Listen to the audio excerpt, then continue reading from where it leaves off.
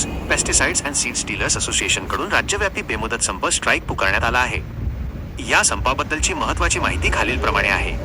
संपाचे मुख्य कारण प्रशासकीय जाच, खत आणि बियाणे नमुने सॅम्पल्स फेल झाल्यास विक्रेत्यांवर होणारी थेट फौजदारी कारवाई आणि लायसन्स रद्द करण्याच्या धमक्यांविरुद्ध हा पवित्रा घेतला आहे. सक्तीची विक्री, युरिया आणि डॅप खतांसोबत इतर नफा नसलेली उत्पादने, नॉन सबसिडाइज्ड प्रॉडक्ट्स विकण्यासाठी कंपन्यांकडून विक्रेत्यांवर दबाव टाकला जात आहे, ज्याला संघटनेचा विरोध आहे. मागण्यांकडे दुर्लक्ष, शासनाकडे वारंवार पाठपुरावा करूनही विक्रेत्यांच्या अडचणींकडे लक्ष दिले जात नसल्याचा आरोप संघटनेने केला आहे.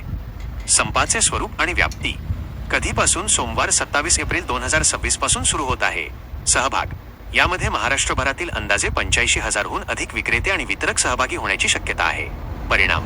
खरीप हंगामाच्या तोंडावर हा संप होत असल्याने खते, बियाणे आणि कीटकनाशकांच्या उपलब्धतेवर मोठा परिणाम होऊ शकतो. माफदाचे अध्यक्ष आणि इतर पदाधिकाऱ्यांनी स्पष्ट केले आहे की जोपर्यंत ठोस निर्णय होत नाही तोपर्यंत हा लढा सुरूच राहील.